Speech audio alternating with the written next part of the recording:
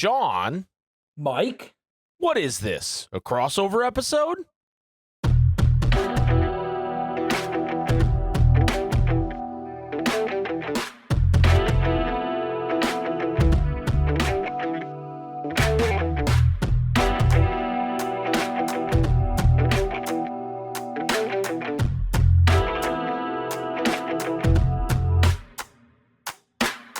Yowza bobowza.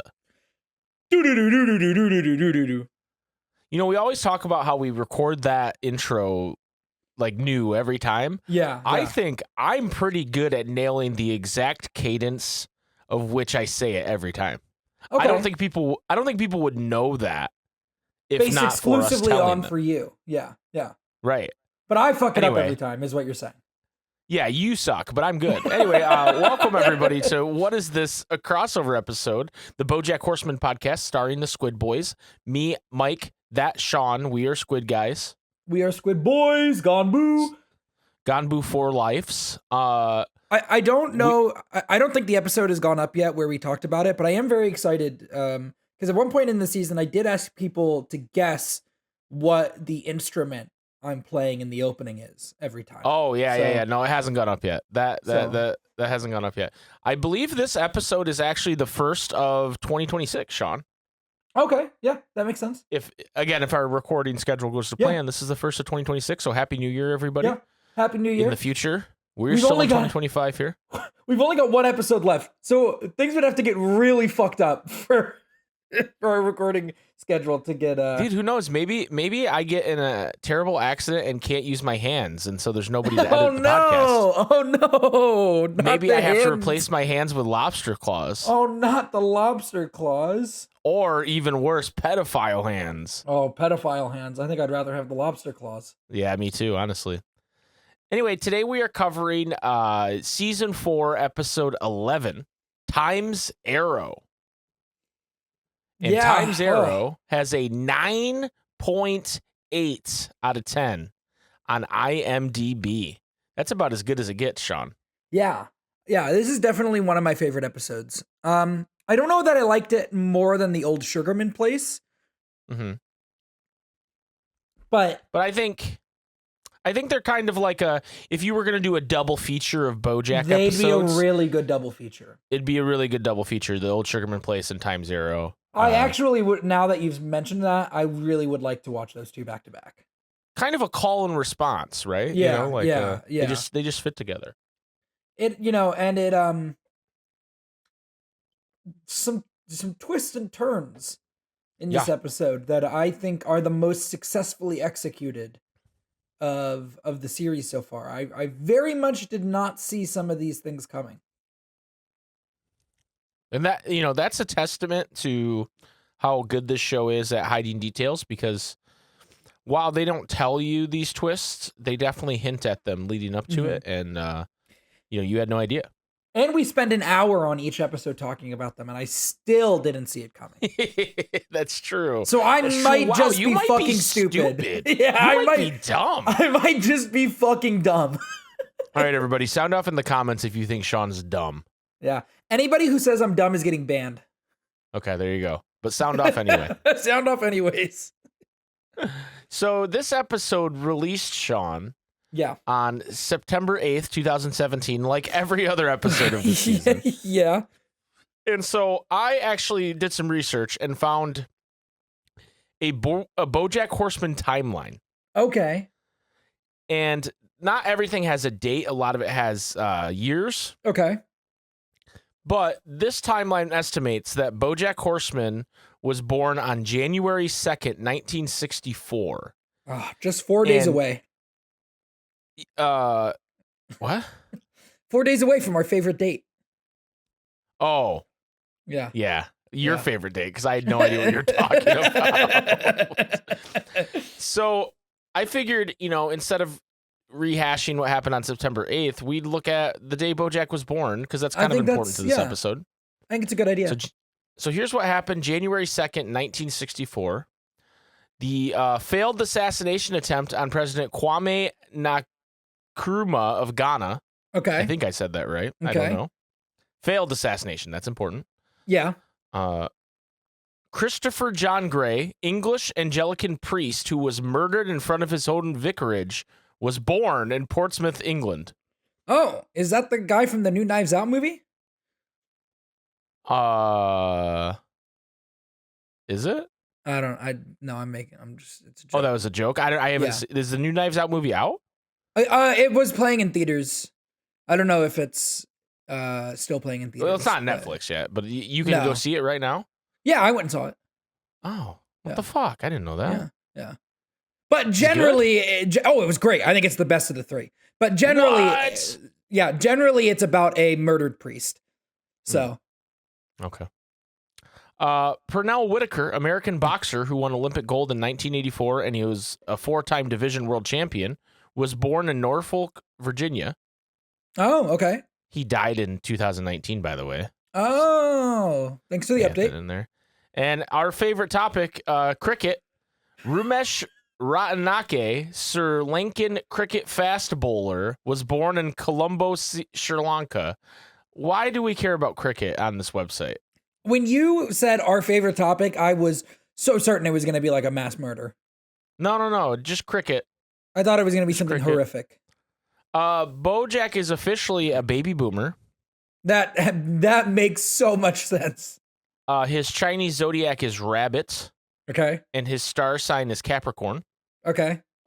And the number one song in the U.S. was "There, I've Said It Again" by Bobby Vinton. I don't think I know that song. Yeah. Not familiar. But I am familiar with the number one song in the UK, "I Want to Hold Your Hand" by the Beatles. Oh, yeah, that's right. Yep. So, ultimately, not too crazy on BoJack's birthday. No, some death. Some death, but there's always some death. Mm-hmm. And speaking of death, or not death, you thought Edvis left us. I thought he had departed from this mortal coil, but he has returned to review this episode. He has risen, baby girl. 10 out of 10. I just can't. I'm sorry that I can only give 10 to this masterpiece. It deserves much more. Everything was brilliant. It was, I believe, the B episode of whole BoJack Horseman seasons. The B episode? It was sad, emotional, nice ending. Bravo. Did I miss Jerry Seinfeld in this episode? No, you didn't. But I will say, I think the episode Edvis was away, there was maybe like an update. Okay. Like a patch. Because there's, while there's some grammar mistakes, using some higher form verbiage here. He seems like a higher life form now. Well, you're right, because before Edvis is just like, me, Edvis, BoJack, good, right? And now they're saying things like bravo, and it was, I believe, the beat episode of whole BoJack Horseman season. So I think there's been a content update to the AI. It's like when Jarvis became Vision. Yeah. Well, maybe not that drastic, but it's definitely better. Okay. It's definitely better. So yeah, I guess that's all the stupid, silly things we do before we talk about the episode. Yeah, we can only prolong the pain for so long. Yeah. I know you kind of shared your overall thoughts, but before we dive into it, is there anything else you want to say about the episode? Not really. I thought it was great. I'm incredibly excited to see what we do in the finale. Okay. So starting off, we kind of jump back in time slightly to show BoJack driving Beatrice to the facility where he's going to lock her up and throw away the key, basically. Yep. And she's still calling him Henrietta, and he's frustrated by this because he's frustrated by all of it. And she goes, I'm not Henrietta, I'm your son. And she goes, my son's a ball of gas. Yes, your son BoJack, I'm him. I'm the ball of gas. And she goes, but you're also a star. Wait, Mom, do you remember? Shh, Henrietta, I'm talking to the son. Son, you're a ball of gas, but you're also a star. We call you Son. And it's like, wow, like that. That's like for someone who is like suffering dementia symptoms, just like a crazy bit to pull out. I feel like. I think I've recently discovered I don't know if you probably have never heard of this because you, like I, don't watch or read One Piece. Um, but people on TikTok, like the book talk people, are reading One Piece, and I learned that there is such a thing in the One Piece fandom as agenda piece, which is where people just lie to like make their character seem cooler than they are, or to make another Mm. character seem not as cool as they are. And anyways, my agenda piece is that Henrietta is lying about her dementia, and You mean she. Beatrice? Sorry, yes, Beatrice. Oh no, oh no, oh no. Beatrice Sean, is. Guys, Sean, I want you to go into your Google, into your browser, and type in dementia symptoms. Yeah, and tell me what color the links are. Why are they all purple? But I think Beatrice is faking her dementia, and Really? she's just using it to throw out killer bits like like this bit about the sun. Yeah. I think this is a lot like your Ralph theory where it's not really. Hey, we still Fair. have 2 seasons left. No, I got to tell you, I think we've sunsetted on Ralph. I don't think so. I don't think so. Ralph's coming back. We don't know that. We can't know that. So she's like, are we going to the lake house? And Bojack's like, no, I'm taking you to a place where you'll be alone forever and you'll never see anybody. And she goes, oh, that sounds great. Drive faster. Time's arrow never stands still nor reverses after all. Isn't that right, Henrietta? And as we cut back to the wide shot of the car, there is a human woman with her face all scribbled out. And this is how Henrietta is represented throughout the episode, in her kind of like maid's outfit with her face kind of scratched out. We pan out again, and Beatrice is young Beatrice, not child Beatrice, but young Beatrice. And then she gets out of the car after seeing herself in the mirror and what she looks like and hitting the mirror. She gets out of the car, and she is in fact child Beatrice. Yep. And so we're gonna have a bit of a flashback episode here, where we kind of learn about Beatrice's life. A flashback episode? Yeah. What is this? And the way they frame everything is pretty brilliant, in my opinion, because it's almost like she's experiencing this in the now. Like she's reliving, she doesn't know what time period she's in at any given time, and it's intercut with like Bojack dropping her off in the home, right? Yeah. It's a really good storytelling device, in my opinion. No, I agree. Everything's just a bit off in this world too. Like, for example, they show her on the playground here, and she's walking up to this slide, and it seems like insurmountably high and weird angled ladder. Like, and she gets like the whole thing is like she's trying to go down the slide, and there's this bitch crane at the top that is like, you can go down this slide. We're gonna push you Chlamydia off. Bloodsworth, Sean. There you go. Is her name. Chlamydia Bloodsworth. Yeah. So, you know, and like and Beatrice gets to the top and they push her back down. And like that's a far fall. So I think that's part of like the warping of reality, you know, like Yeah. Yeah, like when you're a kid, you see things that way, right? Yeah. Like she would absolutely think this was like the farthest fall you could fall, right? Yeah. But these 3 gals are mean to her. They call her fat, and they think they're better than her. And, you know, she gets pushed off the ladder.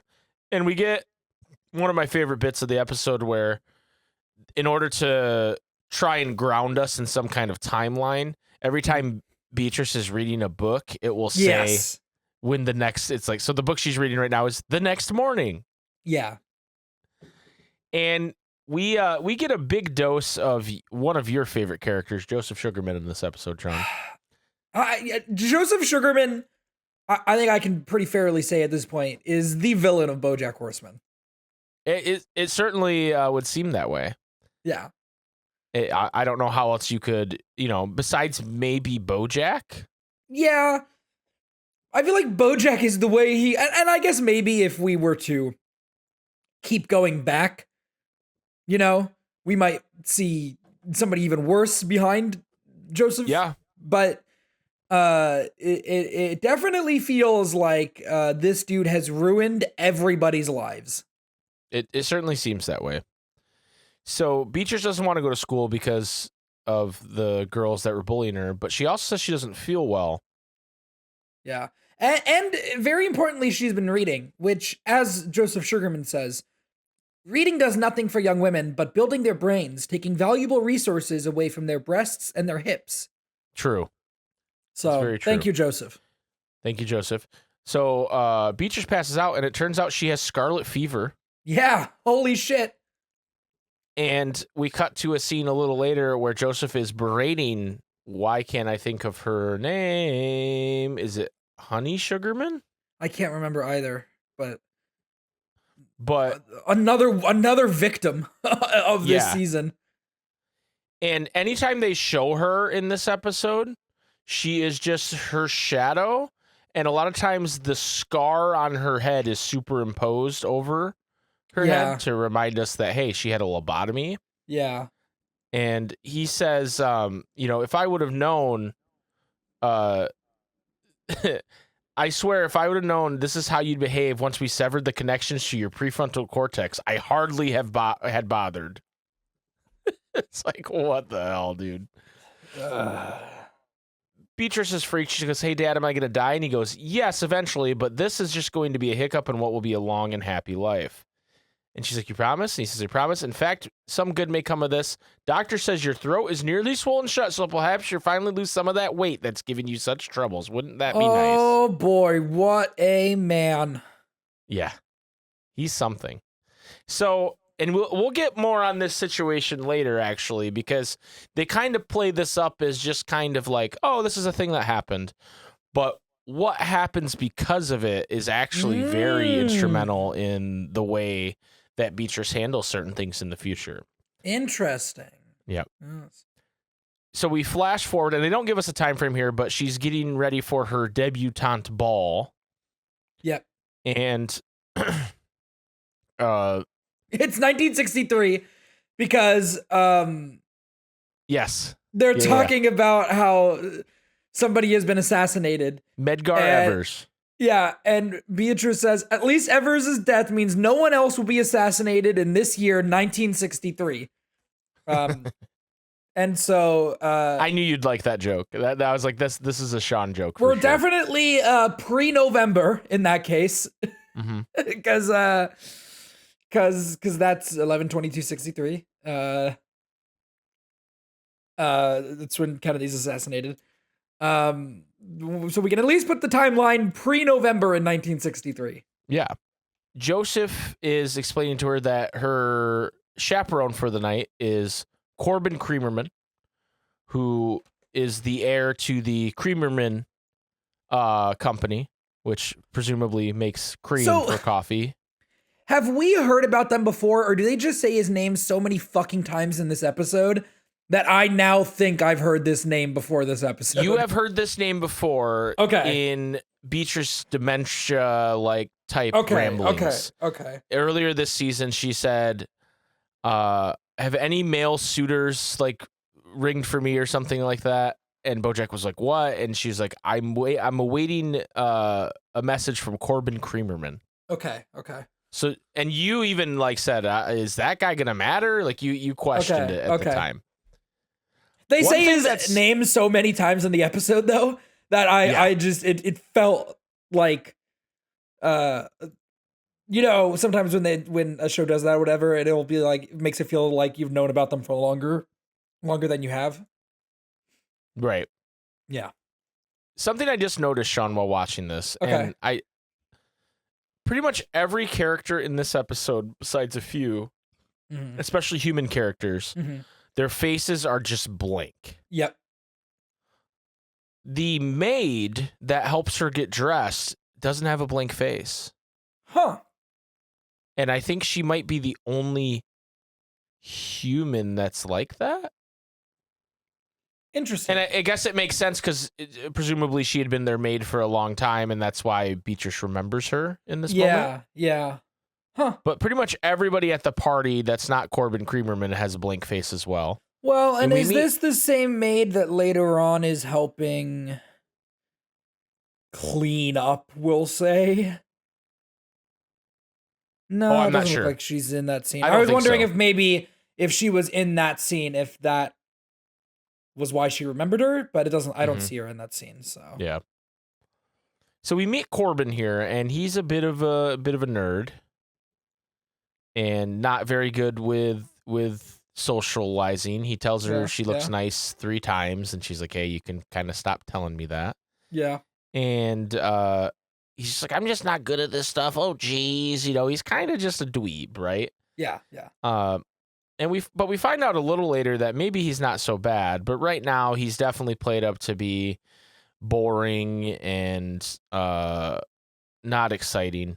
We find out Joseph wants her to marry Corbin Creamerman so they can have an alliance and do like a cream and sugar commercial.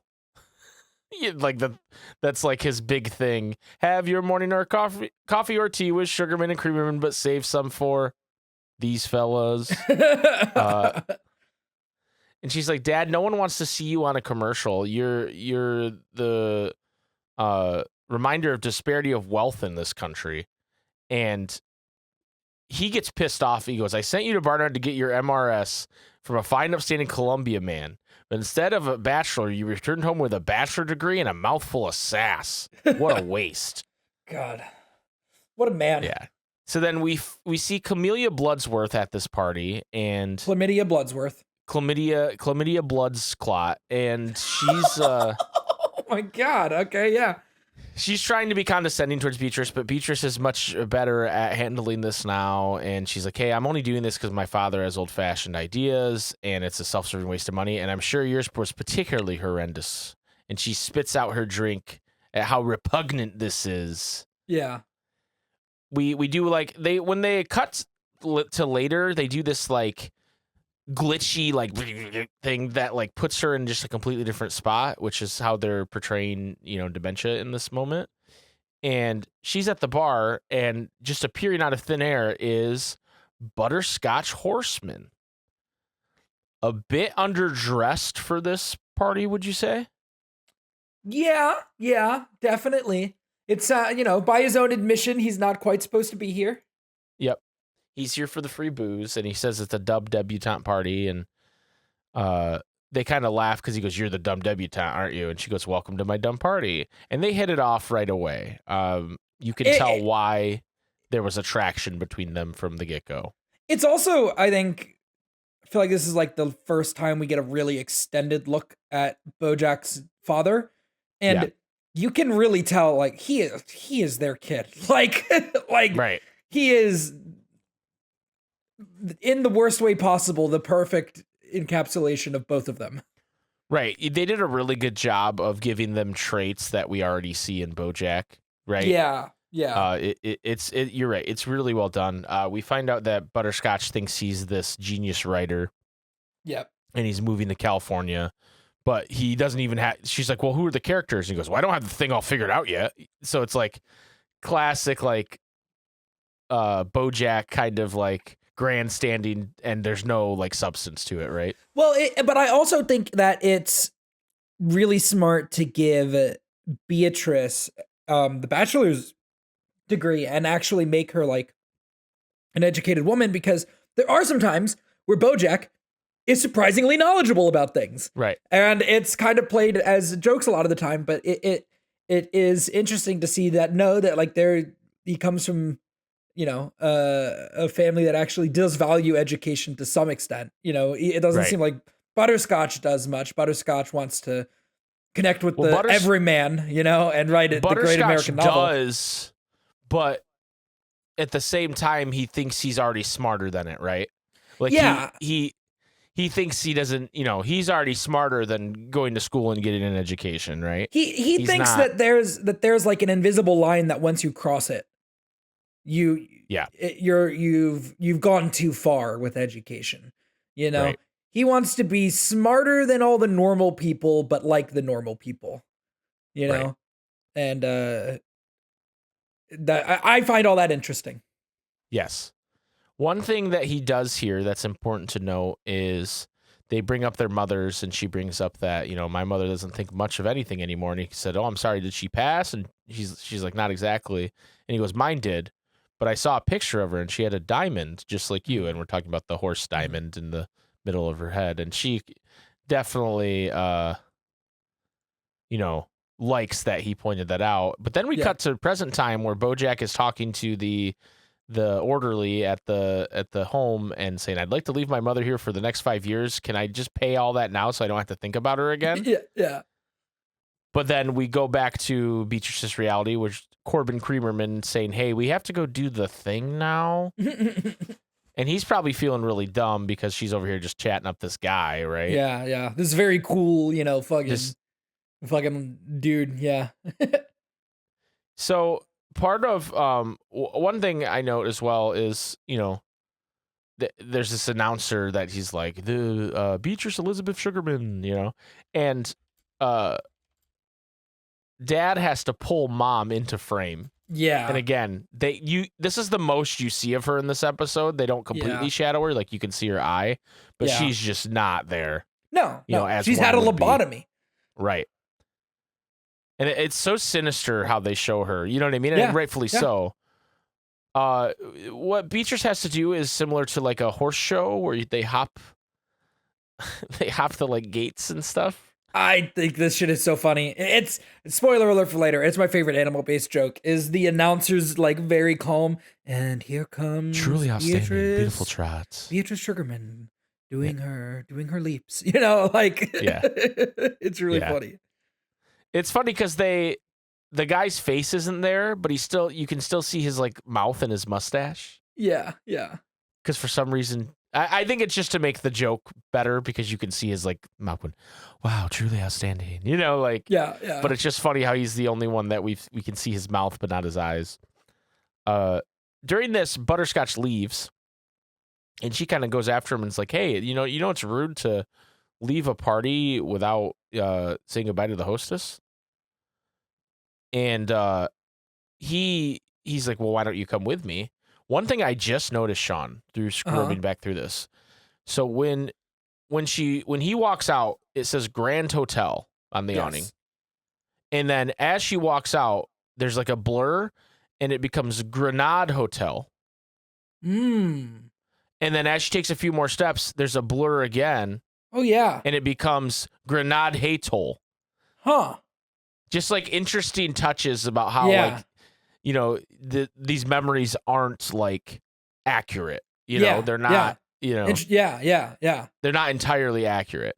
Yeah. And so basically she's like, you want me to leave my own party with you and the lowlife who wasn't even invited? And he's like, yeah, I suppose Daddy wouldn't like that, would he? And that's all he needed to say. Oh, right? shit. Like, that's all he needed to say. And they go to some lookout and have a night of passion. Yeah, and it ruins everything. Yeah. 2 weeks later is the book Beatrice is reading now. Yep. And it's Joseph has wonderful news, and that's Corbin Creamerman has come to call for a Sunday stroll, and she's like, hey, I don't like this guy. And he gets very aggressive. And he goes, I don't give a damn where your interests lie. Yeah. You're lucky I don't fill a jar with jellied beans and marry you off to the man who can closest estimate the amount. And for some reason, when he says this, she goes, heavens. Like, that's like a crazy, terrible thing to say. That it's not like just completely ridiculous to say that, right? Yeah. So he's like, you will go downstairs and you will hang out with Corbin and you will be civil to him. And so they're walking through the park and he's just going on and on about how to make non-dairy creamer with vegetable oil. And she's like, is that so? And he goes, oh, geez, I'm boring you. And she goes, no, I don't find you boring. Just the things you choose to talk about and the way in which you talk about them. Yeah. But he kind of pulls a fast one here because he's like, hey, I'm sorry. I just get so excited about food chemistry. And, you take something you thought you knew and discover there's much more to it than you could have possibly imagined. It's like magic. And she seems like interested in this. And he's like, my father doesn't feel the same way I do. I have good ideas. I want to, improve the company and all this stuff. And he takes off his glasses at this point. Yeah. And so he relates to the fact that she doesn't get along with her father. He talks about wanting to create something which intrigues her. And then he pulls off his glasses to reveal these beautiful blue eyes on Corbin Creamerman. Yeah, this could have gone really well. Unfortunately. Yeah. And she goes, Corbin, It occurs to me perhaps you and I aren't so. And then she starts vomiting. And when she vomits on him, he does like the viral goat scream. I don't know if you realize this. I heard that, yeah. Which is really funny. Because she has morning sickness because she is pregante. Yep. That one night of passion. Pregnante. Are you pregante? She goes to find Butterscotch because he gave her a phone number to a pizza parlor, which is a trick that BoJack often uses when giving out his phone number. Yep. He gave me a phone number to a pizza parlor in Brownsburg. And he's like, what? Are you sure? And there's this fucking like bopper. Yeah, it's really funny. When she walks up, he's like, nice yams. Or gams, that's what he says. Nice gams. And she's like, don't you have anything else to say? And he goes, nice gams. And then when she says she's pregnant to Butterscotch, she goes, and she's like, come on, bopper, can you give us some privacy? And he's like, sure thing, Butterscotch, you take it easy. Like, he just has a completely different voice from when he does his like parrot shit. It's really funny. So they talk about, the pregnancy. And he's like, maybe you have a cousin who has like a friend who knows a doctor who can take care of such inconveniences. And I'm happy to do the gentlemanly thing and pay for the cab fare. But she thinks about a scene that we haven't seen yet, but her baby doll burning in the fire. Yeah. And so she doesn't want to have an abortion. Yeah. And she goes, I'm a ruined woman. He goes, you're not ruined. It's a verifiable fact. You look more beautiful than ever. And he's like, we had a pretty great night together. And she's like, yeah. And he goes, hey, did you ever hear the story of the couple who moved to California? And they start kind of outlining their future together. And yeah, I'm sure it'll go this way. Yeah. And a lot of it is like him achieving his goals. And then he's like, yeah, and then my wife can stay with the baby. And she's like, wife? I didn't hear about that part. And so he basically proposes to her. And they, despite not knowing each other at all, they decide to move to California together and get married. And I'm sure Joseph did not like this at all. No. But the California sign yeah. says, welcome to California. Hippies welcome. Gays, not yet. Which is really funny. Surprisingly, open enough to still offer Butterscotch a job. Right. I would have thought, Joseph would be like, all right, well, fuck you guys. Yeah. So we get a quick montage of just like Polaroids of them getting married and moving to California and all this stuff. And then it cuts to a crying BoJack Horseman in the middle of the night. And they're already frustrated with this. And it's clear it's not going to work. He's like, how am I supposed to work to support you and have time for writing if I don't get any sleep? And she's like, well, maybe if anybody wanted to buy anything you wrote, we'd have a maid that could help. And so it's already, shit's already hitting the fan for them. And she's like, well, why don't you just take the job that my dad offered you at Sugarman West? And he doesn't want to do that. He wants to break his back all day at the cannery instead. And you want me to work for your father and get paid for it like some sort of slave? And she's like, that's the opposite of slavery. Is it? Yes, it is. You have no facility for language. And BoJack will not stop crying. And he goes, you wanted that baby. Never forget that. Oh, boy. So she takes a pill and it makes her feel better. And she goes, you better be worth all this. And that's where this whole, the way she's made BoJack feel his whole life about how he kind of ruined her life. Yeah. That's where this starts here. We cut forward to a young BoJack, and she goes, well, you're not. And he goes, not what?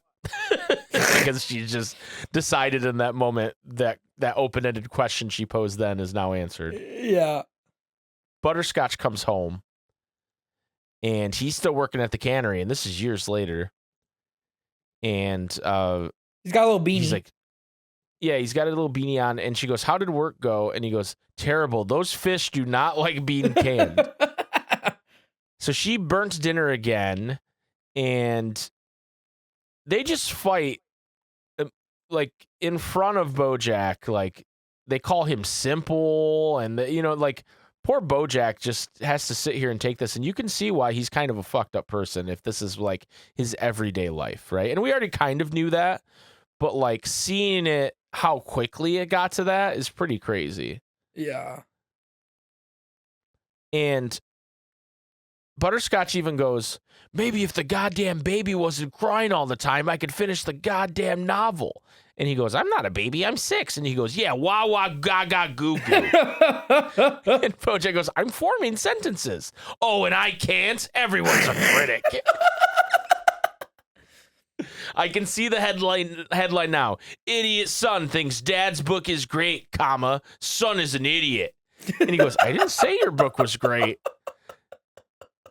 And then she stands up and goes, I should have married Corbin Creamerman. And he's like, like he'd have you. Oh, he would have, and he would have been kind to me, and he wouldn't have been too much of a stubborn ass to take a decent job at my father's company. And then Butterscotch goes, fine, I'll take the corner office with the company car, 6-figure salary, and 4 weeks vacation. But if my novel becomes bad because I no longer remember what it's like to be working class, we'll know of whom to be blamed. Oh, my God. The starving artist, it's so important that you have the starving artist. Yeah, I mean, what would you do without him? Right. So we get this time lapse where everything in the house like improves because they have money now, and Bojack grows up, and there's multiple maids that come through, and until we get to a point where we see this painting that's in Bojack's living room, and we have Henrietta here, and she goes, will you help me pack this? I want to bring it to my son. And she kind of like Henrietta, and I think this is, in my opinion, this is because it's Beatrice's memory, but Yeah. Henrietta seems so stupid. Yeah. Like her dialogue's really, really vapid and just like, oh, that's nice. I love a good painting. It's like TV without all the talking and movement. Yeah. It's not, it's yeah. And I'd like to believe it's because this is how Beatrice sees her and not how she actually is. Yeah. I hope so. We do get an interesting cut where Butterscotch walks in and he goes, what is this ugly painting? And she goes, it belonged to father. And we get like a quick still of her at Joseph's funeral as open casket. Yes, very quick. Which it's like, I'm trying to even like pause on it. Okay. To see if there's any details in it. But I did notice all the wreaths are horseshoes, which is kind of funny. But yeah, there's nothing of note there. It's just her looking at her dad. So we get this vibe that Henrietta is into Butterscotch. And again, she has more like very vapid dialogue. I can't wait to read your book. Books are fantastic. The words tell stories. It's like, what? What are you talking about? Like, who could be that stupid? Yeah. And Beatrice is like, hey, Henrietta, the painting, God gave you 2 ears and me only 1 mouth after all. You should do what I asked the first time. And then Butterscotch, after she leaves the room, Butterscotch's like, you should be nicer to her. And she's like, no one's ever nice to me. Why should I be nice? Just because the maid bats her little eyes at you and makes barely qualifying for conversation doesn't mean I'm so easily seduced. And like, so basically what Beatrice gets at here is like, hey, you're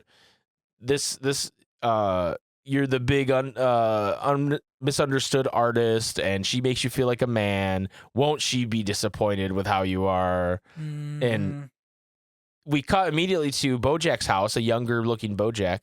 He has a mug that says Y2K mug, just in case you didn't know around when the time was. And he's like, why don't you just get divorced?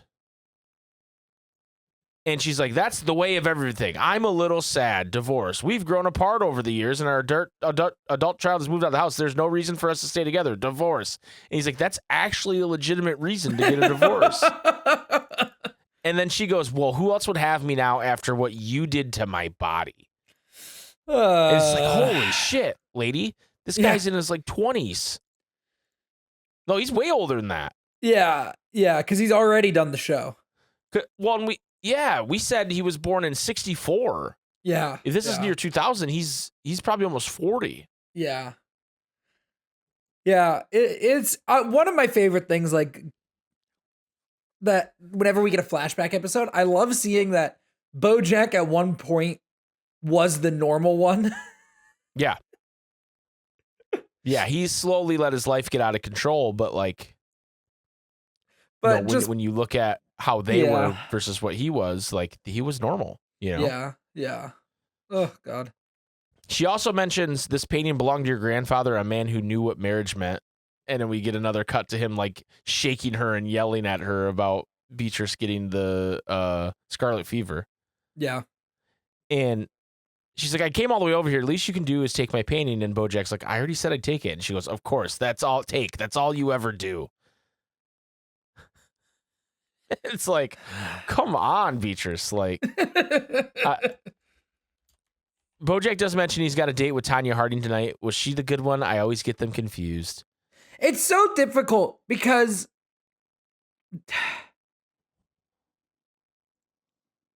it's just she's had such a hard life. And as you see more and more of it, you just feel worse and worse for her, right? But then she just keeps talking. Yeah. And you're just like, dude, please. You don't need to be like this to everybody. Right. Yeah, she at the end of their conversation, she takes a long drag of her cigarette, and it's like intercut with the doll melting, the lake house, her mom at the piano, her birthing BoJack, the fireplace, her falling off the ladder, the fire again. Like she has almost like a 100-yard stare or whatever they call it. Yeah. For a moment, and then we cut to a book she's reading several months later, and this is where Butterscotch shows up, hat in hand. Beatrice, I gummed things up, and you can see. I feel like you can really see BoJack in Butterscotch at this point. Yeah, the girl went and got herself pregnant, which is such a obviously blaming her for that. Yeah, when it takes two to tango there, and she wants the baby. I can't talk her out of it. And he goes, I'm out of options, B. You think I enjoy groveling with my own wife, hat in hand? And as he says that, the hat just appears in his hand, which I thought was funny. Yeah. She starts to try and blame her for her neglecting her wifely duties. And he goes, just please fix this for me, please. And he starts, crying almost. And he goes, I know you hate me, B, but just please think of the poor girl. And so she meets with Henrietta to fire her. And she's like, I'm so sorry, Miss Horseman. He was just so kind to me, and I felt so... And she goes, let me guess. He said you reminded him of his dead mother. And she says, he said she had hair like mine. He saw it in a picture once. So it's like, do you even believe the diamond story? You know what I mean? Like that seems more appropriate for a horse. You would wonder it, but then I think the show answers the question of whether he was telling the truth then later on. Yeah. She shows a baby horse from an ultrasound picture in her stomach. And she's like, I need help. I'm studying to be a nurse and tuition keeps going up. And Beatrice is like, none of this is my fault. If I can just finish school and get a job, it'll be okay. And Beatrice is trying to talk her out of having this baby because she's like, hey, you're not going to have anybody to watch it. You're not going to, you need to not have this baby. But she comes with a different solution, and that's we'll pay for your tuition, but then you're going to give the baby up for adoption. Mm-hmm. And she's like, no, I don't want to do that. And she goes, you don't want this. You think you do, but not like this. Do not throw your dreams away for this child. Don't let that man poison your life the way he did mine. You're going to finish your schooling and become a nurse. You'll meet a man, a good man, and you'll have a family. But please believe me, you don't want this. Please, Henrietta, you have to believe me. Please don't do what I did. And I think this is maybe some of the most genuine we've seen Beatrice. Yeah, I mean, it definitely feels like she's trying to she's trying to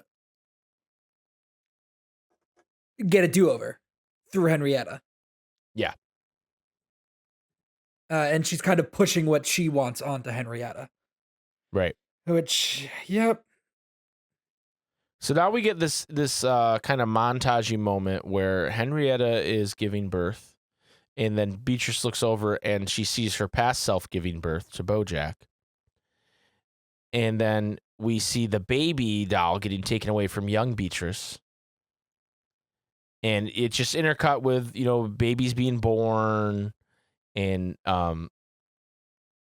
her finding her baby doll again. But the reason her baby doll got taken away from her is because they're going to burn it because of the scarlet fever she has. Yeah. And they're taking all her things and burning them, which is a thing they did for scarlet fever, I believe. Yeah. Obviously, otherwise why would they do this? And Joseph shows up and he goes, "Remember what we say about crying? Crying is stupid." Thanks, Joseph. Thanks, buddy. And she's like, "Well, tell them not to burn my things." And he goes, "But darling, they have to. Your sickness has infected everything." And then it cuts back to Henrietta and Beatrice, and Henrietta's like, "I want to hold the baby." And she's like, "No, you're not going to hold the baby. You'll get attached." And it just keeps cutting back and forth between these two scenes. My question for you, Sean, would Beatrice be able to do that in the hospital? I don't know. Probably. Would she be able to say, "Hey, the mother of the baby doesn't get to hold the baby"? Like, I don't know that would fly. Probably not, but also then I don't know what rights you sign away with adoption stuff. Like, This feels like a very narrative thing. Yeah, it is. I think regardless, it works. Unfortunately. Yeah, no, I think it works too. That's my question, my unanswerable question for you is, I mean, she is rich. Maybe she could get away with it. Yeah, rich people can get away with a lot. Joseph grabs the doll and throws it in the fire, and he goes, "See, doesn't that feel better?" And she's like, "No." And we see the doll melting that we saw earlier, and then we see Henrietta, "Please let me hold the baby. No, wait, come back. I need to hold her, please." And she's crying. And there's a point here where they show Joseph, and he turns his head to the camera, and his ears look like devil horns, purposely. Yeah. And he's in front of the fire, and he goes, "You don't want to end up like your mother now, do you?" And he goes, "One day this will all be a pleasant memory," as the baby doll melts in the fire, and Beatrice cries. And so we find out, through this, they don't say it, right? They don't hit you in the face with it, but clearly that baby that Henrietta had is Hollyhock, right? Yeah. So we find out that Bojack is not the father of Hollyhock. He is her half-brother. Her half-brother, which is why they share the same DNA. And we do see that, like, Hollyhock has the diamond. So yep. So Butterscotch's story was probably true. I don't know if that's how, that all works with horses, but I guess that's how it works in humans, so that would make sense. I think that's why. I think that's why he said it earlier. Yeah. I think that's why not, obviously that's not why he said it, but that's why they have him say it earlier on, so that you can make that connection later. And that, I fucking, man, didn't see that coming. That's crazy. I didn't see that coming at all. When you watched this the first time, what were you thinking about Hollyhock? I think I thought that she was Bojack's daughter because that's what they had led us to believe, Yeah. I don't think I was questioning it. I don't remember exactly, but I don't think I was questioning it. And then I saw this episode and went, "Oh," like one of those moments. Yeah. Yeah. Oh boy.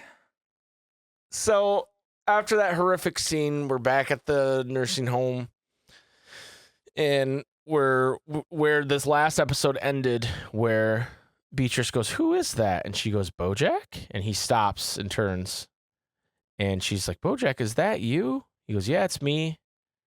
And she's like, Where am I? This is where you live now." no, is it? No. Where are we? And he goes, I just told you. And she's clearly confused and doesn't understand. And Bojack does an act of kindness here, Sean, that you Yeah. probably don't expect from him, considering how he's mad he is at her and how he's treated her. But he finally replies, we're in Michigan. And she's like, Michigan? We're at the lake house. It's a warm summer night. The fireflies are dancing in the sky. And your whole family is here. And they're telling you that everything is going to be all right. And she's like, yes, that's right. What else? And he sits down on the bed. The crickets are chirping and the lake is still. And the night is full of stars. I can see it. It's so clear. What are we doing here, Bojack? We're sitting on the back porch and we're listening to your brother play the piano. And we're eating ice cream. Vanilla ice cream. Yes, that's right. It's all so marvelous. Can you taste the ice cream, Mom? Oh, Bojack. It's so delicious. And that's where the episode ends. Back in the 90s. Yep.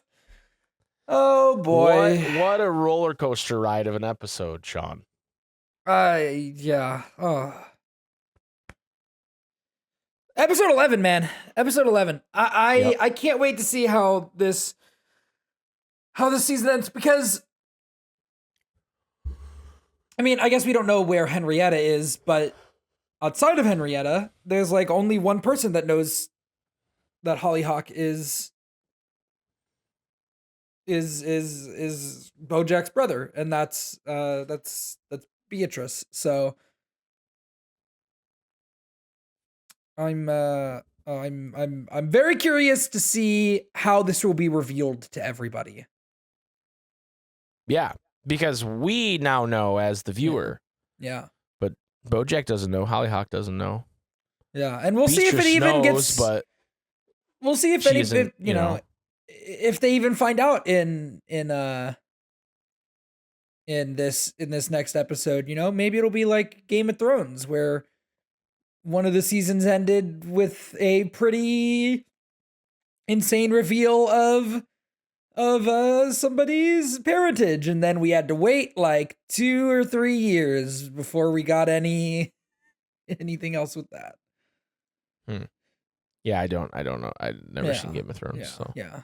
It's pretty. I'm sure people that have seen Game of Thrones are pogging. Yeah, right now listening. They remember that. They remember the wait for that for that reveal to be explained in world as well as in the show itself. You want to hear a fun fact about this episode, Sean? Sure. This is the third time in the show that Bojack or his mother used the phrase "it's not Ibsen" when speaking about horsing around. Really? The revelation about Hollyhock being the child of Bojack's father and the maid, with the half-siblings not knowing of each other while Bojack's mother is intervening, is a storyline from Henrik Ibsen's play Ghosts. Oh, I didn't know that. That's pretty crazy. Yeah. Lots of narrative meaning in this stuff, yeah, you know? Yeah. These authors, they know what they're doing, these writers. So I guess we could get into the categories. Yes. What is your favorite animal-based joke of the episode? I think it's probably that Corbin Creamerman does the goat scream when he gets puked on. That's probably my favorite. That one's really good. That one's very good. Mine is Beatrice doing the clearing the hurdle bit with the Yep. And here goes Beatrice Horseman. Isn't she beautiful? What was your favorite bit overall? I really like it's like a very utilitarian bit, but I really like the books being like the passage of time. Yeah, that's really good. The book she's reading be like 2 weeks later, some months later. I think that's really funny. I really love the just the long running bit of Bojack being the reasonable one. Yeah. I like him in the past going, I'm forming sentences. Yeah. And him in his like 40s talking to his mom being like, that's a totally reasonable reason for somebody to get divorced, Right. Right. BoJack being the voice of reason is pretty rare. So Yeah. And then what was your favorite quote from the episode? I think probably the most impactful is the end when BoJack's describing the Michigan scene to her. If we're taking like a serious quote, if we're taking like something that's funny but haha funny, probably anything Joseph Sugarman says that's just you know, yeah. Mine was chauvinistic or you're lucky I don't fill a jar with jellied beans and marry you off to the man who can guess the closest amount. Yeah, jellied beans is hilarious. Is really funny. Jellied beans. Yeah. All right, so I mean, this is a pretty heavy episode, Sean. Is there anything else we want to discuss in it? I mean, it gives us a lot of context for who BoJack is, right? And why he is the way he is, but also Beatrice. And also we get a look at Butterscotch, who up to this point has kind of just been a punchline with BoJack's voice, right? With just Will Arnett doing his voice as well. But now we see more of a nuanced character that we understand. It helps us understand why BoJack is the way he is, right? Yeah. I mean, I don't know that I have really much more to add. I feel like one of the things about this I feel like this episode is very straightforward in a way. Yeah.